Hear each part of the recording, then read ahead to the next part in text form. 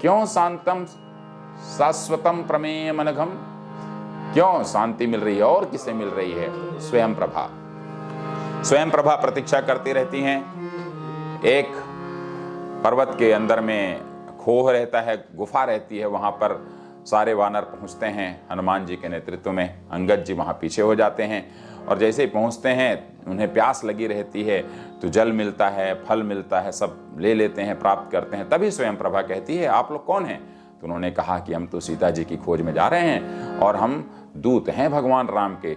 स्वयं प्रभा बोली, अच्छा तो सीता जी मिली क्या? तो उन्होंने कहा नहीं, नहीं मिली। तो तब फिर स्वयं प्रभा जी ने कहा है कि मूंदहु नयन बिबरत जी जाहू, पैहु सीतहि जनि पछताहू।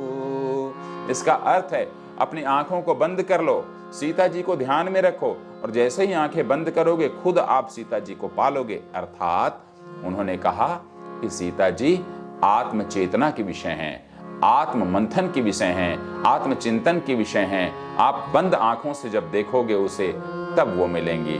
यहाँ पर वो ज्ञान देती हैं और उसके पश्चात स्वयं प्रभा चली जाती हैं श्री राम जी के पास और बार बार निवेदन करती हैं और उन्हें अनपायनी भक्ति मिलता है। भगवान राम अनपायनी भक्ति देते हैं कि नाना भांति विनयते ही कीन्हा, अनपायनी भगति प्रभु दीन्हा। अनपायनी भक्ति मिल जाने के कारण इतनी शांति में खो गई स्वयं प्रभा कि पूरी शांत हो गई। और इसी कारण यह सुंदरकांड की शुरुआत में शांतम शब्द आता है कि शांतम शाश्वतम प्रमेय मनघम, निर्वाण शांति प्रदम। और एक पात्र है सुंदरकांड से पहले, संपाति। संपाति के पंख जल गए हैं, वह दिव्यांग सा है सागर के किनारे में। अचानक वहां से चंद्रमा मुनि निकलते हैं, वह बोलते हैं, बताते हैं कैसे भाई यहाँ कैसे पड़े हुए हो। तो वह अपनी कहानी बताता है कि सूर्य के पास जा रहा था पर मेरे पंख जल गए।